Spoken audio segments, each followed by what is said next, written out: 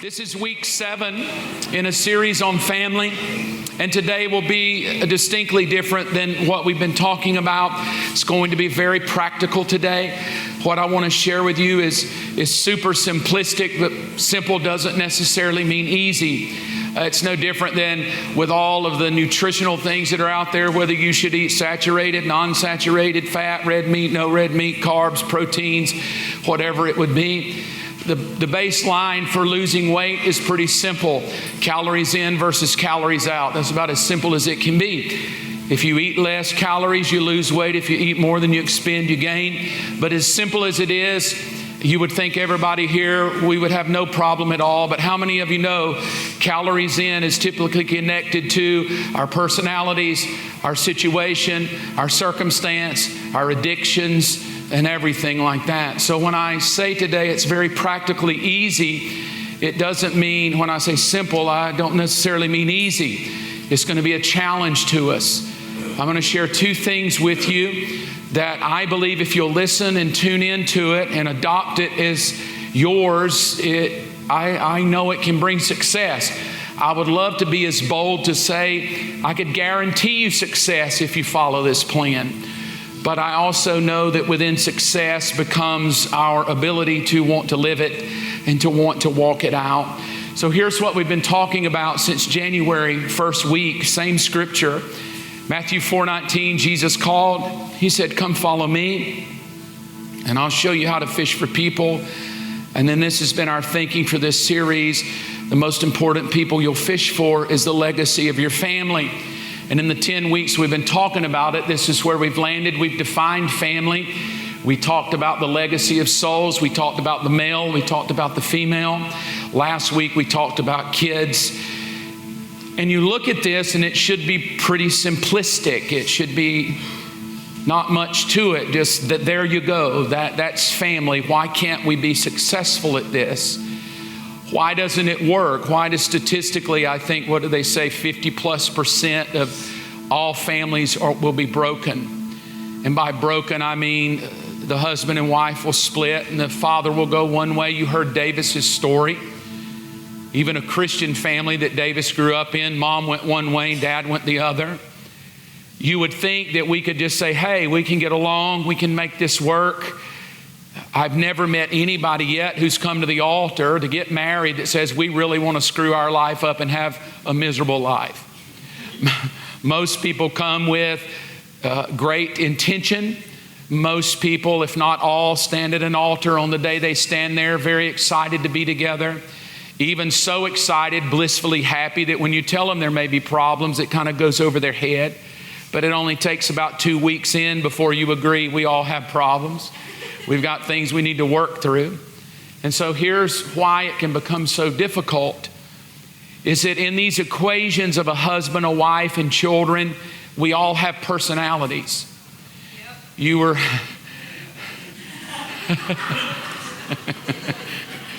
That came from my house. You all have personalities. It really doesn't matter how much you love the Lord or read your Bible. Personalities are powerful. Robin is an only child and I'm a baby. And if you ever want to see 2 people try to learn to live together, put an only child who always got her way and a baby who always got his way and throw them in the house together and go, get along with each other. It's like, I want my way. Submit to me, woman, I want my way. Well, you should love me like a queen. It's going to be a fun day. We just getting started, baby. You should love me like a queen. You should love me like my mama, right? Like personalities. Even the best of Christians have them. I often say about myself, in the 30 plus years I've been married to Robin, I don't think, to my knowledge, or my children have ever heard me curse. I don't use foul language. I don't scream. I don't slam doors. I don't holler. I don't huff and puff much. If I do huff and puff, there's no fire with it. But I'm a powder. My personality, I say this all the time, my personality is I'm a professional powder. I could write a book and teach you. If you want to learn, come see me. But when we're arguing or when we're in trouble, I revert inward. I bring everything inside. I hold it inside. I ponder it. I play guitar. I pet the dog because me and the dog get along well. And I say, you should pray for her. She needs prayer, you know. But that can be just as deadly because in my personality, I hold it all inside. My personality is to not say anything. My personality is to try to just, hopefully I can outlast it. And if you're not careful, my personality can cause a sickness in our marriage because over time, if I hold too much in and I never talk about it and I never go see anyone and I never enlist some help to be able to discuss it, it becomes a cancer. The pouting becomes a cancerous thing and it begins to impact the marriage and the personality. And then my wife's personality, you've heard me say she's a perfectionist. Everything needs to be just in order and very analytical and very list oriented. And if you ever want to know how to make a list, go see her. They'll never get finished, but she can make good ones. Just list after list. I'm like, that's so brilliant, your list mind. And yet we'll sit there and argue all day long over what we want with each other or out of each other because personalities. Then you have 4 children. Your first child is born and you're like, dear God, would we ever want another one?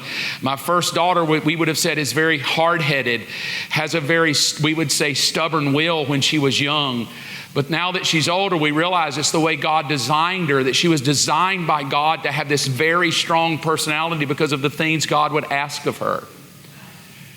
Then along comes 3 more children, and as they're born, you realize that even though they're all in the same family under the same mother and father, each one has these various personalities of how we will parent them. They all don't respond to the rules the same. Very much a rule keeper right here.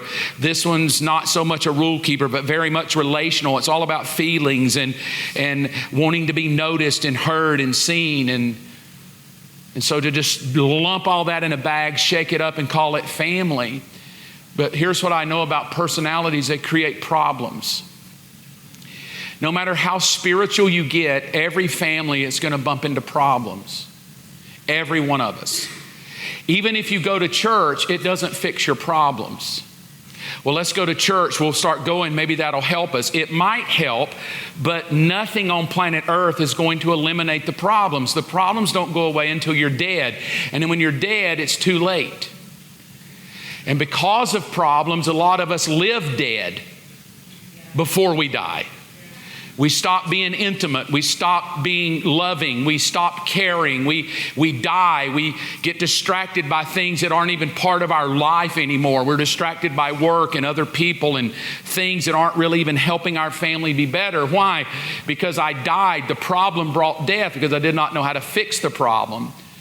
So here's what I've learned about personalities and problems. You'll have 3 possibilities.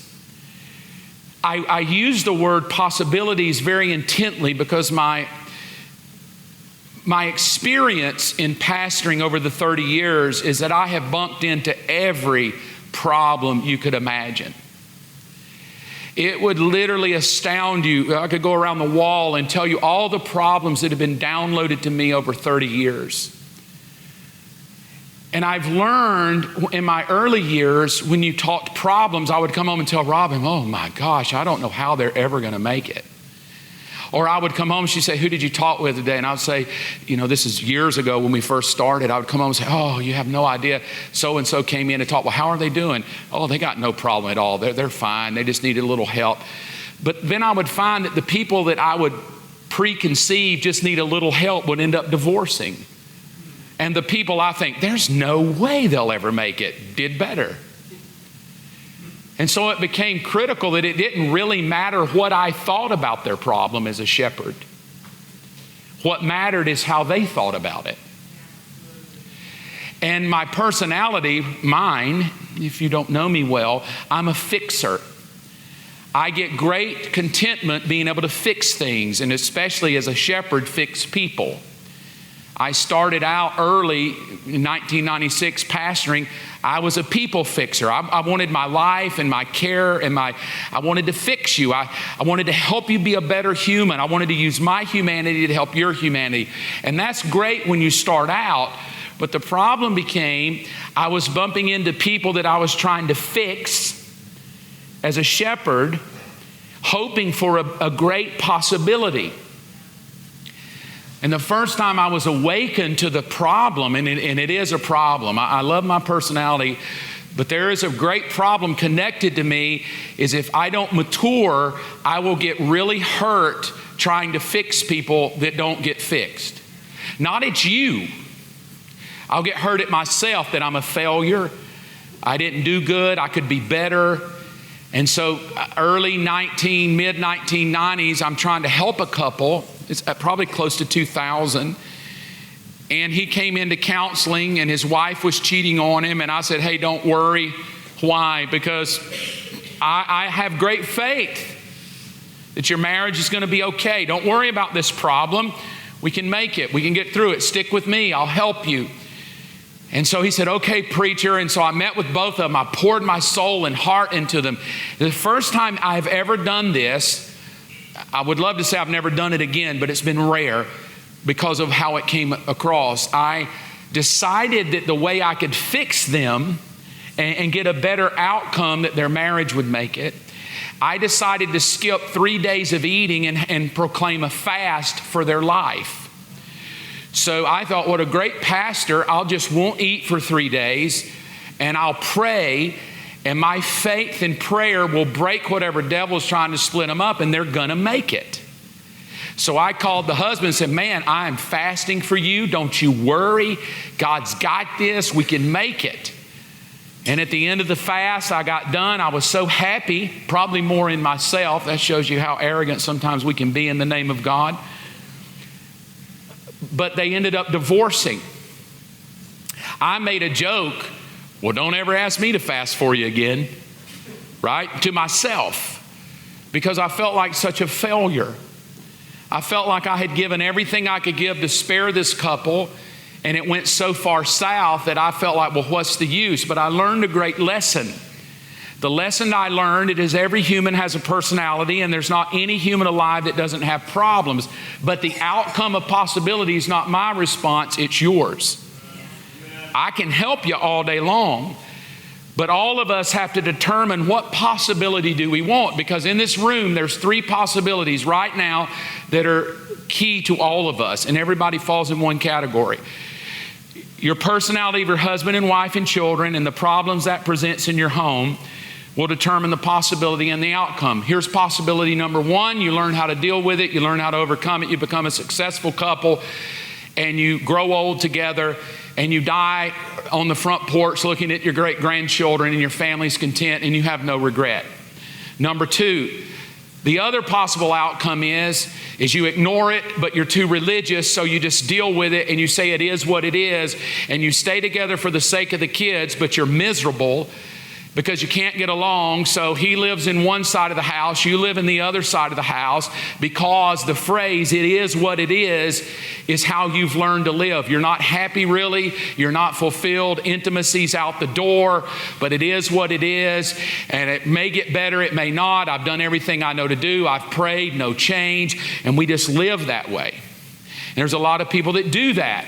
They're too religious to divorce. They're too prideful to go to a counselor. They don't want to go get help. The man especially too prideful. I don't need any help. He's not going to go. It costs too much. Got a $5,000 shotgun, but he won't spend $30 to go to a counselor. Go figure, right? So the possibilities are not so much congruent on the world or the preacher or the counselor, but to the amount of effort you want to put to it to be successful. The third option is failure. If the problems become so great and the personalities become so distracting and you won't deal with them, the possibilities of divorce are what? Did I say 50+%? So that tells us right there, just statistically, that many families don't know how to handle personalities and problems. Because you're a personality, you'll handle problems typically the way you saw your mother or father handle problems. You become a product of how they did it, how dad and mom handled it, how dad and mom treated you. Now becomes the way you handle problems. So if daddy screamed, mama screamed, you may scream. Or you get so hateful that you decide not to do that. So when the problem comes along, you just ignore it because your family screamed at each other. And I'm not going to be a screamer, but it still doesn't fix anything. And so what I want to teach you, this is my thinking. I believe I have at least found, I don't want to call it the gold at the end of the rainbow or the four-leaf clover, but I do believe I've discovered how to have better odds at coming out with a better possibility. So that you don't just live miserable, separated in rooms. It is what it is, and you definitely don't divorce, although we know some people do. And if you are here, I'll tell you, my heart as a shepherd, I want everybody to make it. I'm going to fight for you to make it. But if you don't make it, the challenge of me is I love both of you. So you typically have a divorce, and I get in the middle going, well, I love her, and she's got some, that's true, and I love him, and I want you both to make it. Now, what I'm going to share with you today, I want to lump a disclaimer before we look at the two things. My disclaimer is I'm not talking about marriages and family where there's abuse. That is a whole other category we can deal with later. Because I think when you're talking physical abuse, sexual abuse, emotional abuse, we just have to deal with that differently. But this thing of just families where there's arguing and bickering and hurts and jealousies and the ways we treat each other, I want to address that today with this scripture. Genesis 1, verse 28. God blessed them. This is where we left off last week. God blessed them and said, be fruitful and multiply, fill the earth and govern it. And then this word in the blue, reign over all creation. So God's intention was when a family was first created that you would not be miserable, it is what it is, and divorcing, but that you could have the potential to live a blessed, fruitful life where you could reign. And so that's what I want to teach you. I want to teach you how to reign together. What I said last week, a few weeks ago about the woman, you're called to govern, the man is called to govern, you're both called to reign and rule, you're both called to be fruitful and multiply, then I need to learn how to reign together. I need to learn how my personality and Robin's personality can handle problems so that the outcome of our possibility is a lot higher. And I want to teach you how we did it. I'm not saying, we're not the end yet. We're about 30 plus years in. But I do know this, we're not living it is what it is. And we're not divorced. We're on the high side of successful, happy, especially if she'll make meatloaf on Father's Day. I mean, just like we're on this side of happy. So we're good. Like we're fighting together. We're like, yes, we got this. It's a fun life together. So I don't think what I'm going to share with you today is luck, and I don't think it's magic. It's what she and I have lived that has been successful, and there's no patent on it, but I thought I could download it to you today, very practical, to teach you how you could be successful. Now, if you've already been through a divorce, okay, but if you're going to get married again, I'd want to be successful this time. I don't want to become a second, third statistic here. I want to make sure that I can be. And if you're in the middle of family right now and it's a mess, okay, hold on. We'll try to find how can we reign here so that we can make some headway. Let's jump into it. It comes out of Ephesians chapter 5, verse 20. And give thanks for everything to God the Father in the name of the Lord Jesus Christ. And furthermore, submit to one another. So that's not just wives submit to husbands. Husbands submit to wives too. We work together in this thing. And then it says, not out of just reverence for each other, but out of reverence for Christ. Now he picks up husbands. Husbands, this means to love your wives. Just as Christ loved the church, he gave up his life for her to make her holy, clean, washed, and cleansing of God's word. Verse 27. He did this to present her to himself a glorious church without spot or wrinkle or any other blemish. Instead, she will be holy and without fault. I don't have time to teach in this, but it is a thought. I put it in pink at the bottom. It is a thought, though, that when Christ thinks about you, he thinks about you faultless. That's right. Amen. Yet when you think about yourself, you think about yourself as guilty. And the way I get you to love Christ is to tell you how guilty you are and then tell you He loves you anyway.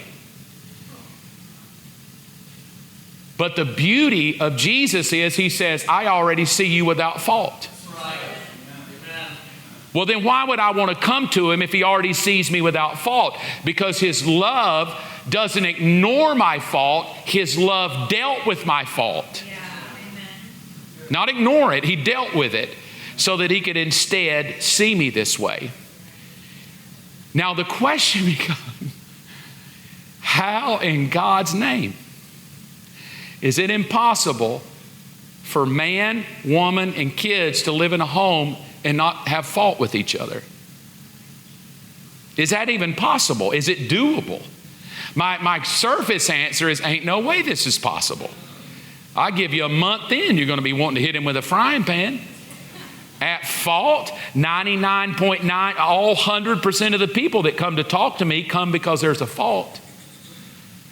And then they want me to judge whose fault is it. His fault, her fault, their fault, you know. Because we're very good at humans of living life by fault. It goes on to say it picks up children now, so it doesn't let anybody off the hook. Children, obey your parents because you belong to the Lord and this is the right thing to do. It doesn't say it always feels good, it just says it's right. Honor your father and mother, verse 2. It's the first commandment with a promise. If you honor your father and mother, things will go well for you. So young people, the Bible picks you up and says, look, it might get a little hard for you, but if you'll listen to your parents, they may be a little weird, but if you'll honor them, it doesn't just say obey, but honor. If you'll honor them, it'll go well and your life on earth could be good. Then it picks up dads. Hey, dads, don't provoke your children to anger by the way you treat them. Now what it tells me is God is watching how I treat my children.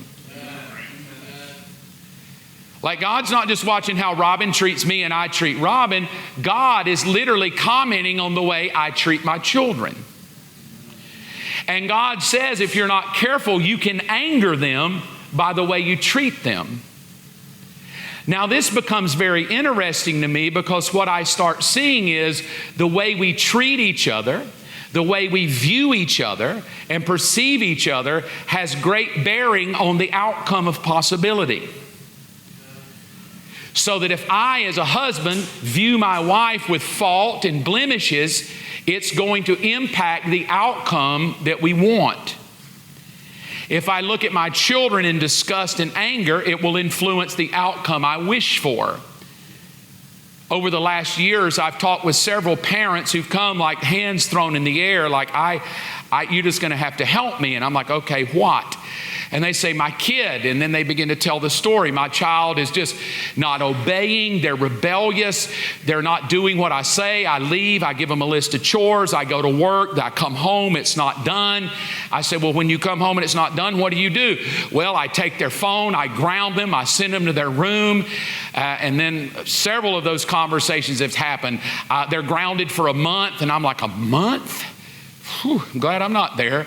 Like a whole month you ground. I took their phone for a month.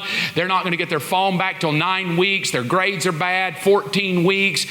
They're locked away in their room. I took their Game Boy. And I'm good with that. How people parent and the disciplines they choose, everybody's got their thing, their shtick, right? But in this, I started looking at, in this thing we call family, I've got this little plus kids over here. So I've got the way mom thinks we should handle it, the way dad thinks we should handle it, the way kids think I should handle it, and the house is a wreck. The personalities and problems begin to take over. So I began to present what I'm about to present to you today. I presented to these parents and said, if you would try this, I think it could work. They both went and tried it. They both have reported back to me that, oh my gosh, everything changed and it's all different now. Here's what I shared with them. There is a thing in our family. This came to me last week from my daughter Stella. Now Stella doesn't text me a lot, so when she does, I'm very intrigued. It typically is, where's mom? I need money. Or meet me at the gas station because she's still at the place where she could get abducted into the sex trade at the gas station. I'm like, honey, we just got to press through that. So those three things are what I'm looking for. Well, when this popped up, this is what she said today. She said, love you more. And I texted back, love you too. Now, I put this up there. This was last week. Because this here is how our family has lived our life since I can remember. This little phrase, love you more. Victoria Kate will send it to me at night. I'll be in bed, and I go to bed when Jesus does, about 11. She goes to bed somewhere about 2 a.m., 5 a.m., 6 a.m., whenever. And my phone will be, and it'll be, love you more. Especially Robin, to all the girls, love you more. And then they'll text back, love you more, love you more, love you more, love you more.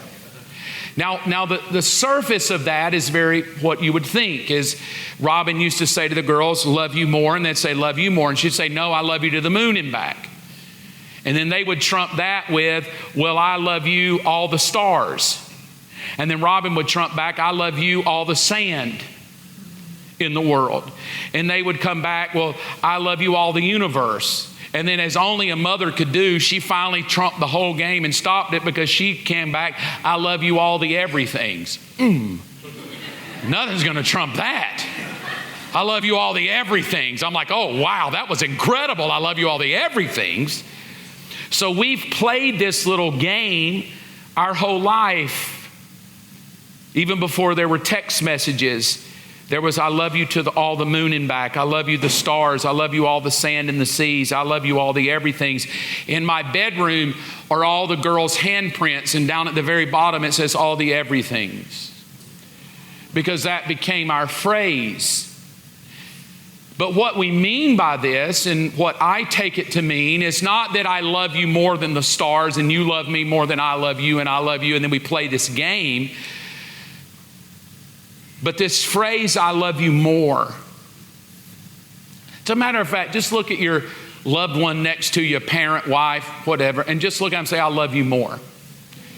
Matter of fact, if they're not here, text them right now. They can thank you later. But what we mean by this is found in Corinthians. You know the phrase, love is patient. Verse 4, love is not jealous, it's kind, it's not boastful or proud or rude. It doesn't demand its own way, it's not irritable. It keeps no record of being wrong. It doesn't rejoice about injustice, but rejoices whenever the truth wins out. Love never gives up. Love never loses faith. Love is always hopeful, and it endures through every circumstance. So what we mean by that is our problems will never be bigger than our love for each other. It's not that I love you more, that I love Lucy more than she loves me. I love Victoria Kate more than she loves me. I love Stella more than Stella loves me. What we mean by that is there is no problem that could ever be bigger than my love for you. Amen. None. So if I believe that there's never a problem bigger than our love as a family, then we don't have to worry about mom and dad splitting, because the problem will never override our love. Right. In the end, the love will always win. So I go back to the families I was talking about with the kids that were like not listening, rebellious, not obeying. I simply told them in the nicest of ways, rather than going home frustrated at the end of the day, why didn't you take out the garbage? Why didn't you mow the grass? Why didn't you do? Why did you do this at school? Why did you get in trouble? Why did you go to the principal's office? And then I take the phone, I get upset, I send you to your room, I ground you for 6 weeks. All of that is legit. But rather than going home and letting the problem be bigger, and then it frustrates everybody, go home and just begin to show love. So to one of the parents, I said, how long are they grounded? They said, a month. I said, how far are we in right now? She's 3 weeks. I said, okay, good. Go home today, get the phone back. When they come home from school, hand it to them, say it's over. 3 weeks is plenty. I know I told you a month, but I love you, and hand him the phone back. I said, because there's not a kid around that's going to do well that never feels like they have a win. Because kids need a win. If they're always in trouble, they always feel like they failed you, they always feel like they don't measure up, it's just never going to go well because the problem begins to become bigger. And they reported back, I went home and did this. They told me the next day, I went home and did this. And I said, well, how did they respond? They said, well, for the first time in a long time, we actually sat around the table and had good conversations about what was going on. And it's just been amazing because the last week we've just sat around and talked with each other. I asked the other parent, how did it go for you in this new system of coming home and just telling your child how much you love them and how proud for you? So they said this, I came home from work, they mowed the grass. I came home from work, they've been taking out the garbage. We're hugging each other, telling we love each other. Well, you see, the enemy knows if the problem can trump the love, I win every time. No marriage can just, we're going to have problems, but if the problem begins to trump our love for each other, meaning your personality irritates me, the way you treated me irritates me, what you did to me irritates me. Now, Robin and I have 4 daughters. Our daughters all have presented problems. That's what kids do. Mom and dad have had problems. That's what parents are. We've had marital troubles. I've slept on the couch before. And the reason I was on the couch is because she was wrong and God could kill her and I didn't want to die with her, you know. I'm going to sleep on the couch in case lightning strikes you. I mean, I've slept, I don't do it a lot, but I do now because the dog's in the bed. So, but typical, we've had our fair share of arguments. We both love the Lord. There's been times where we've gone all day and wouldn't speak because we were both irritable. Her way, my way. There's been times I literally have slept on the couch before. There's been a time or two in the early years where, hey, I'm going to go stay with my folks and sleep tonight and you deal with you later. You know, you want it to work. But here we sit 33 years later and we've raised our daughters this way. There's no problem you will ever have as a daughter, an Evans daughter, that will ever override how much love we have for you. Ever. I'm going to raise you to be a Christian. I hope you serve the Lord. I feel like it is the right way. But if you don't serve Jesus, that will never override my love for you. If you choose Christianity as not for you, it will never override how much I love you. I will love you regardless your problem. So when my daughter comes home and has a problem and downloads to me and her mother what's been going on in secret, you mean a Christian family could have a secret? Yep. What's been going on in secret, what they've been doing, and they download that problem. At that moment, I can become a father who focuses on this big problem. Oh my God, how could you ever do that? How could you let us down? How could you be keeping a secret? I can't believe you did this. You know better. We've raised you better. That's a problem, parent. But I've learned that all of us have problems and I need to focus on the love side. So I say, look, I appreciate you sharing that, but I want you to know one thing. The hand of God is all over you. Mom and I love you. There's nothing you could ever do that would make us not love you. We will get you through this. We will work this out with you. We will stand strong with you. No problem will ever override my love for you girls. My daughter Estella is in school now, and we've sent them all through high school, and I had the talk with all of them. Look, I'm not stupid. I know that's shocking to some of you. I play the part really well. I say, girls, I say, look, you're in public school. You're going to be tempted. Boys will want your body. They will comment on your breasts. They will comment on your hind end. They will want you to come to parties and people drink and get drunk at parties. I said, look, I said, the one thing I need you to know before this game gets started, I am your best ally. I am not your enemy. I'm your ally. I want the best for you. And I said, and if you get out there and you get in trouble and some boy, you start liking a boy and he touches your boobies or something like that, don't you start thinking, oh my God, what am I doing? I can keep this a secret. No. Talk to me. I'm your best ally. No temptation that takes you is going to make me not love you. I can walk you through this. I can help you get on the other side successful.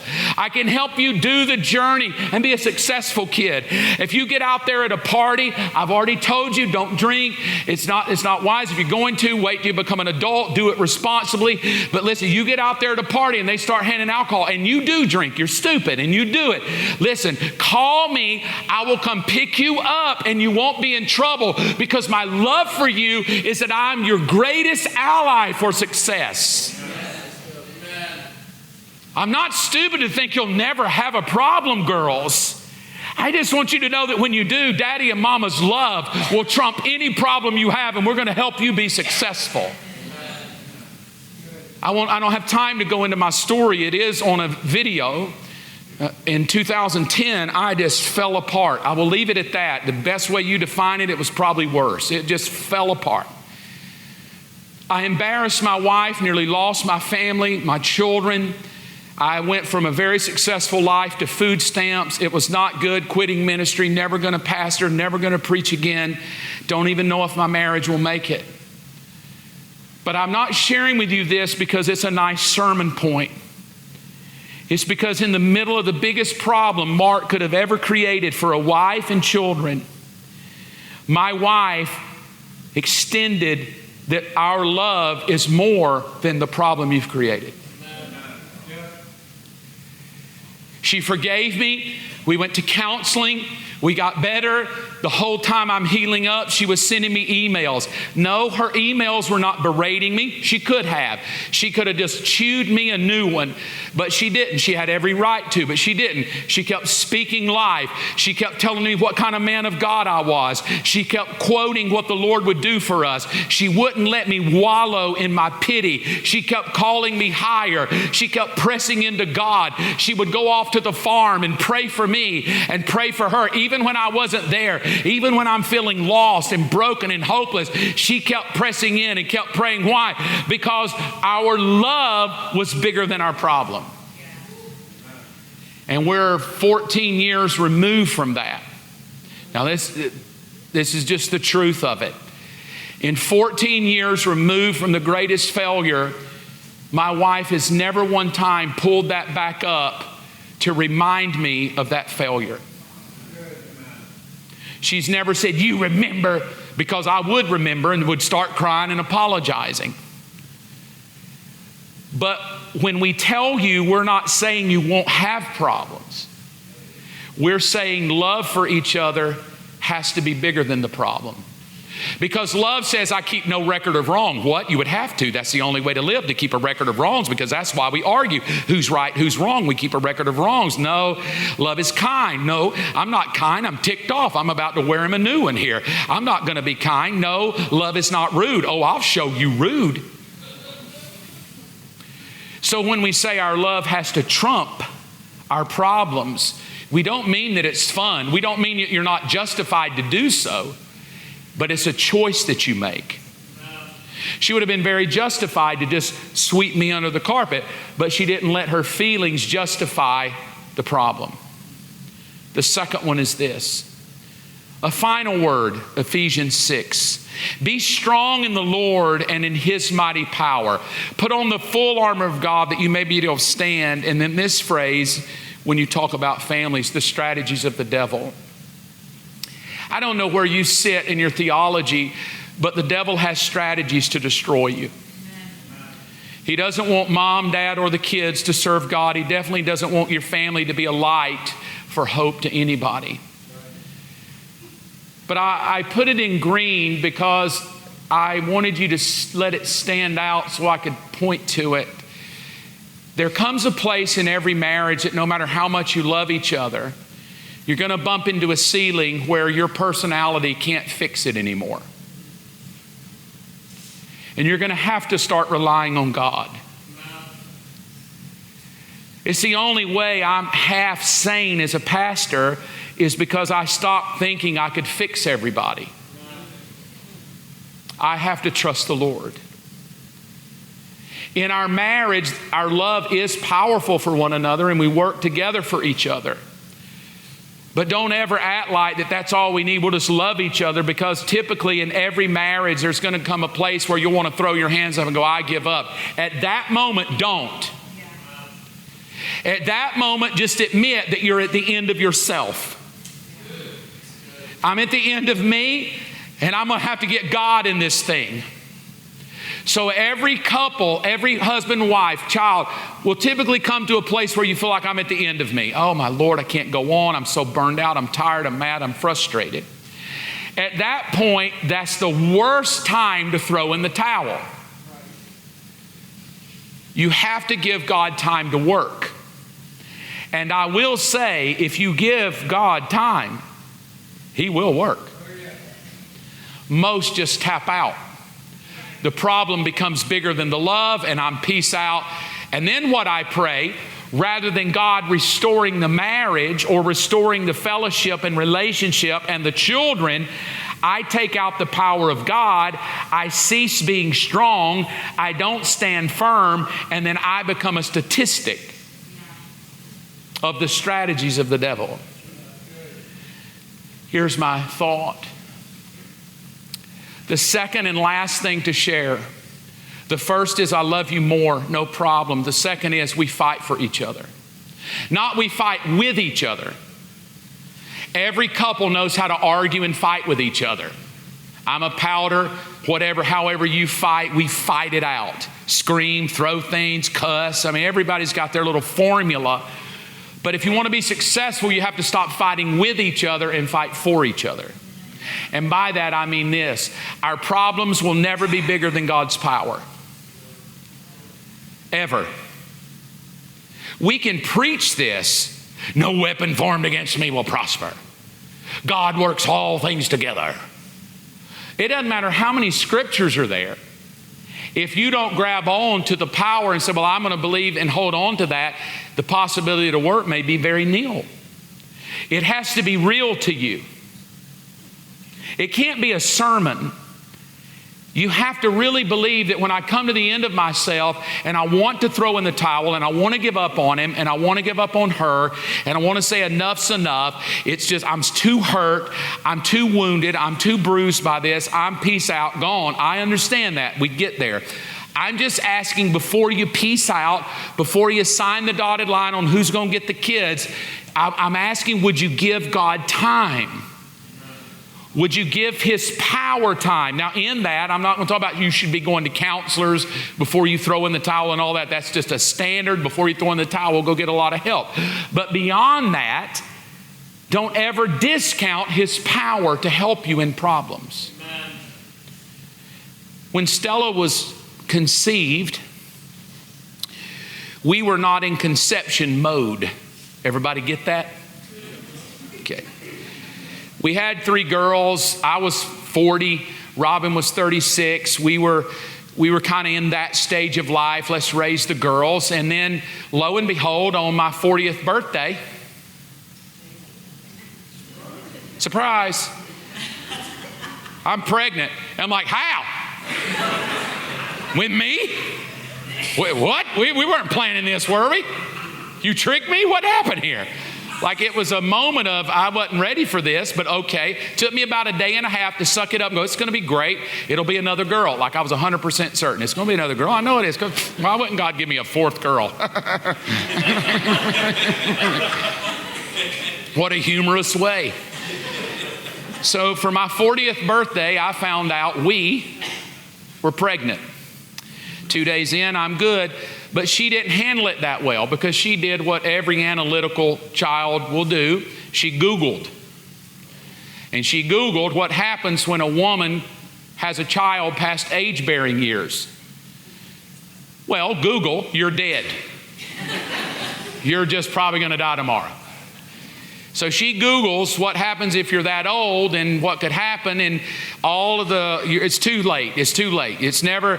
And so what grabbed hold of her was fear. And she lost the joy because the problem took over.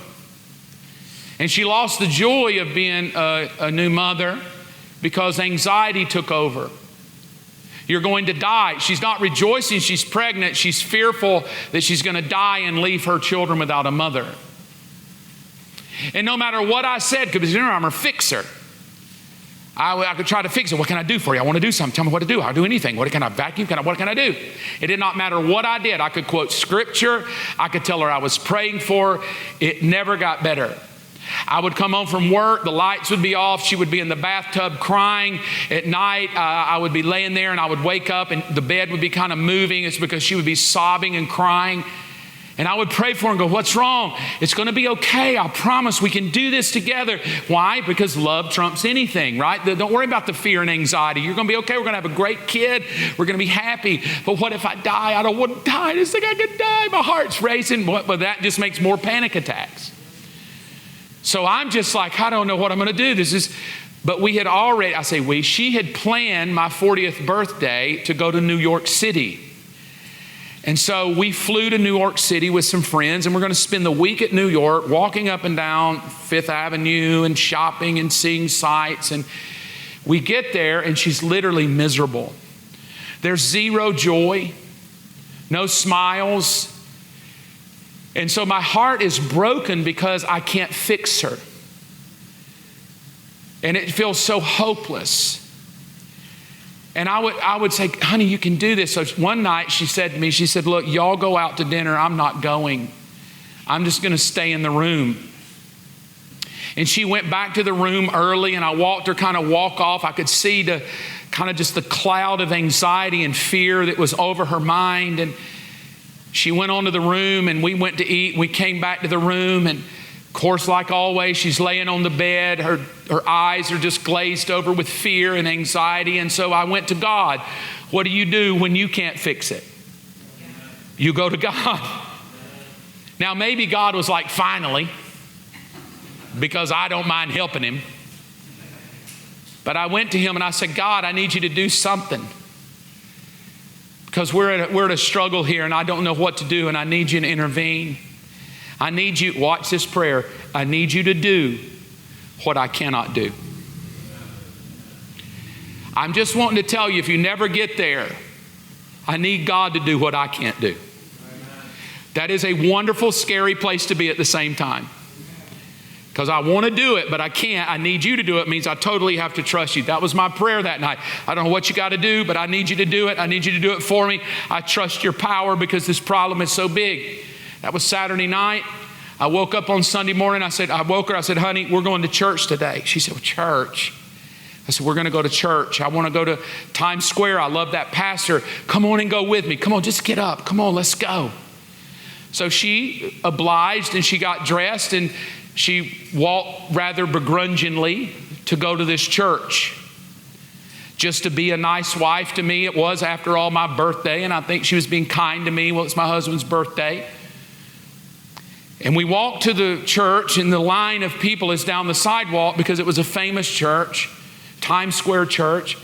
And the line was really long, so we're standing in line, and I'm mumbling to God under my breath, God, you got to do something. He's got to do something. He's got to do something. And they came out, and they said, it's full. We have no more seats left. And so everybody kind of peeled off, and I'm like, oh, no.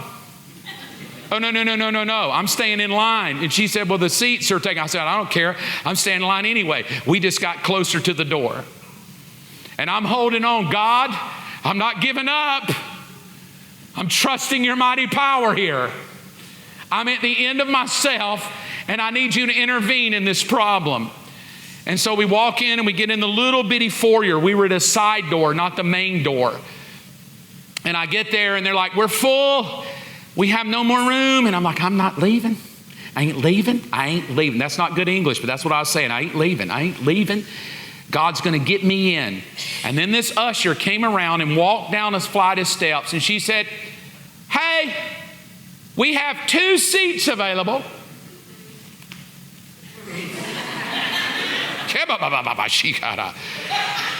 Is anybody here never been? It's your first time. I was like, me.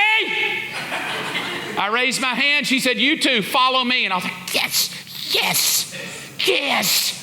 We walked up nosebleed section. I'm talking, I felt closer to God. Nosebleed. Like the people preaching looked like that big. So we go through, it's worship. I'm singing my guts out. The music's incredible. Not her. She's sitting down the whole time, tears in her eyes, arms folded, bitter, looked like it, anxious and fearful, and just, all of it, just an aura of just angst. Well, now I'm mad at her. I'm like, dad blame woman, I got you in here. Why don't you get up? I wouldn't say that, she'd kill me, but I thought it. I'm smart enough not to say it, but I was thinking it. Got you in this door as a priest of Almighty God, and all you do is sit there. Well, worship ended, she never moved. And I sat down and I was looking through the bulletin, and the pastor I wanted to see is no longer a pastor. He had retired. Now I'm really upset. Like, the guy I wanted to see is not even here. Oh well. Then the pastor I wanted to see walked out on stage. And I got excited. I was like, what's this? And he said, I wasn't supposed to be here today, but last night God woke me up and gave me a word. And I've come to share. Woo! I've come to share that word. At that moment, I'm like, oh, God woke him up last night. That's how I felt. Like God heard me pray in that hotel room and woke that man up for me. And he said, the Lord has given me a word that a bruised reed he will not crush, and a smoking flax he will not put out. And then,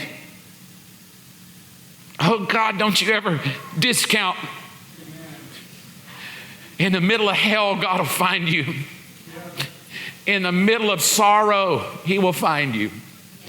In the middle of pain, he will search you out.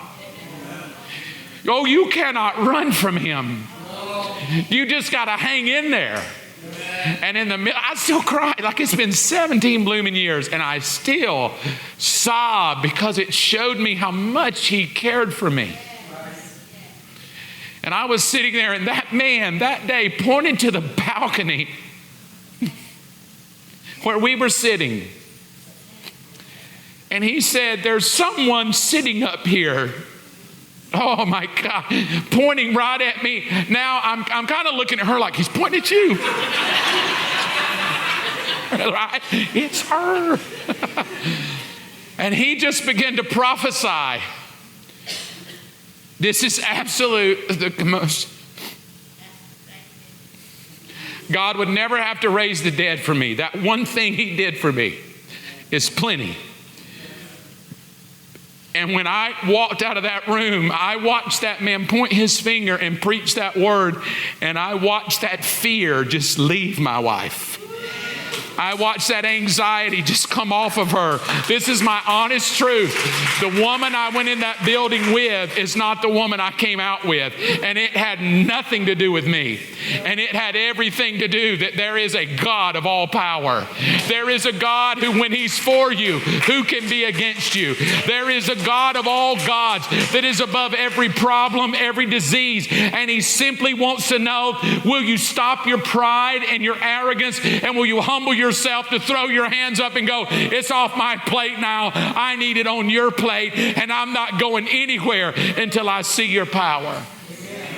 Oh, if we could get there. Don't throw in the towel. Stand up with me if you will.